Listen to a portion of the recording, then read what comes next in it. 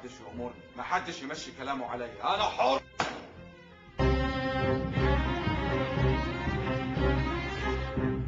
ماذا أقول بعد كل ما قيل؟ مبدئيا أنا الفقرة دي مش محايد.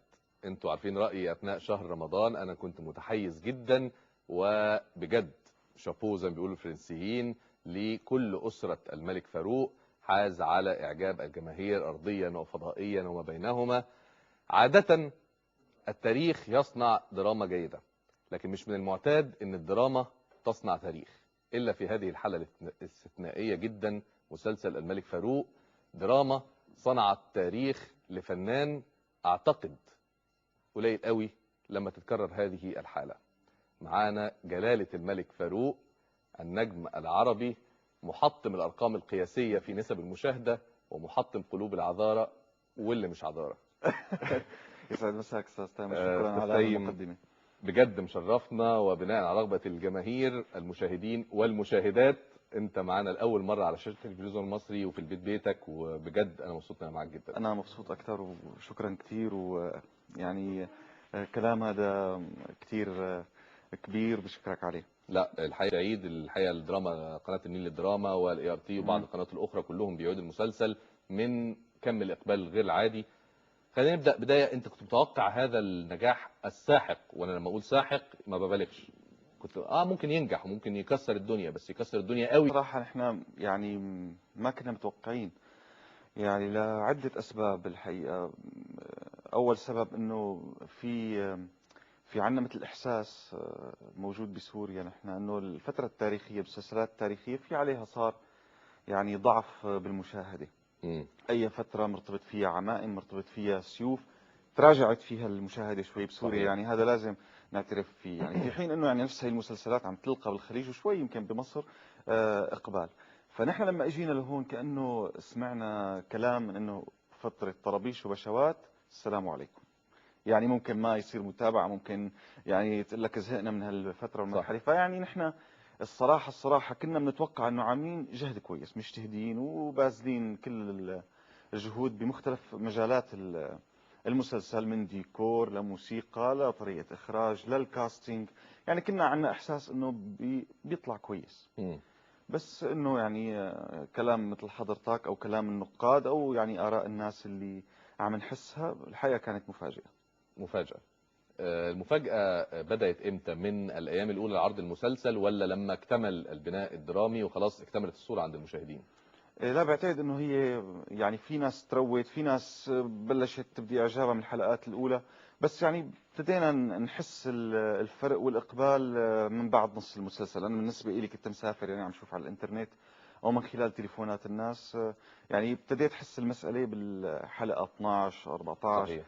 هيك شيء يعني. طيب قبل ما نخش في تفاصيل المسلسل والملك فاروق، انت ذكرت ان في نوع من انواع التخوف في سوريا، مش بس في سوريا، في مصر حقيقة وفي الوطن العربي، من الدراما التاريخية انها ما بيحصلش عليها اقبال قوي، العمائم مع السيوف مع الزي التاريخي. بس انت الحقيقة انا شايف ان انت ينفع نقول فنان متخصص تاريخي. اصارحك ان كثير جدا من المصريين بيتعرفوا عليك لاول مرة، ما تابعوش المسلسلات التاريخية سواء السورية او العربية، فبالنسبة لهم تيم الحسن نيو لوك اول مره، لدرجه ان بعض الناس حتى من التتر كانوا بيقولوا اسمه الله تيم الحسن، لان حتى مفيش شده حسن.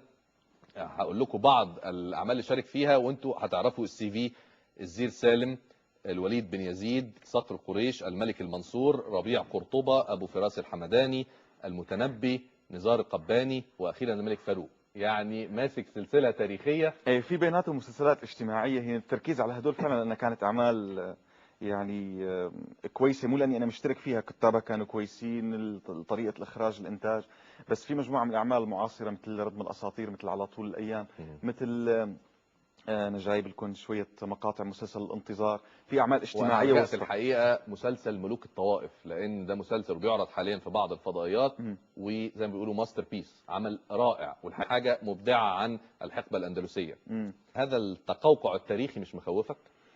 لا، هو مثل ما قلت لك ما كان في تقوقع، يعني هي في كان بيناتها اعمال اجتماعيه، بس اللي برز منها التاريخي، البرز منها التاريخي بعتقد انه بالوطن العربي بشكل عام كانت الدراما التاريخية السورية يعني لها الخطوة الأولى. أي نعم، في متابعة للأعمال المعاصرة السورية وفي اهتمام فيها، عملت إنجاز على مستوى الإحساس بالشارع وخروج الكاميرا لبرا من هذا الكلام. بس الأعمال التاريخية يعني كان فيها مستوى من المصداقية بعتقد، يعني لم حواليها، ومن يعني من الشكل الجديد، الشكل الفني، التصوير، الأماكن، ضخامة الإنتاج، يعني لفتت نظر الوطن العربي، خليني أقول يعني، لهي الأعمال. وبالتالي من الطبيعي أنه هي الشخصيات ضمن هي الأعمال التاريخية اللي كتابها برجع بقول لك ممتازين، إن كان ممدوح عدوان الله يرحمه، أو الدكتور وليد سيف، أو مخرج مثل حاتم علي، أو باسل الخطيب.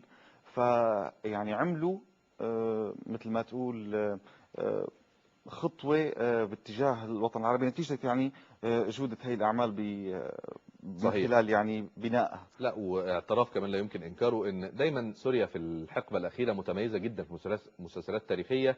ده يمكن عمل نوع من عندنا بنسميه ايه يعني قبلة الحياه شويه للدراما التاريخيه في مصر، كان مستواها لا يليق في الفتره الاخيره شويه. مسلسل ملك فاروق يمكن اول مسلسل تاريخي مصري شويه اعاد لينا زهوه الدراما التاريخيه المصريه. نعم.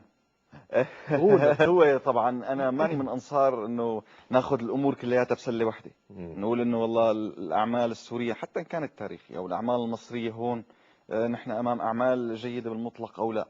يعني انا بقول لك، وما بتمنى حدا يزعل مني، في مجموعه من الاعمال التاريخيه السوريه ما بتمناها تظهر على الشاشات الفضائيه، للرداءه في الكتابه وللرداءه في التصوير. انا غير مقتنع فيها كرأي شخصي. يعني بنفس الوقت لما انت بتقول عن جهد مثلا الاستاذ نور الشريف بهارون الرشيد، او على ما اظن عمر بن عبد العزيز عمر بن كمان، عبد العزيز، يعني كانت جهود طيبه وكانت اعمال كويسه. صحيح. فيعني دائما بتلاقي الشيء الكويس، ودائما بتلاقي يعني مانا القصه مقسمه لا هيك بس بالسانتي. انا يعني دبلوماسيتك الفنيه جميله جدا، بس طبعا لا والله ولا الحقيقه كلمة هذا على رايي. طبعا عمر بن عبد العزيز للفنان القدير نور الشريف، بس كان يعيب هذا المسلسل قلة الإمكانيات المادية شوية، ضعف الإنتاج. لكن ملك فاروق توفرت له جميع العناصر الفنية من إنتاج ومايسترو زي حاتم علي وممثلين بارعين وورق رائع للدكتورة لميس. صحيح. فتوفرت له جميع العناصر، فالنتيجة الطبيعية هي النجاح والنجاح الباهر. تمام. أنا الحقيقة عايز أفتح بقى باب السيل، وزي ما بيقولوا أول الغيث قطرة ثم ينهمر. تليفونات لا حصر لها على الاستوديو.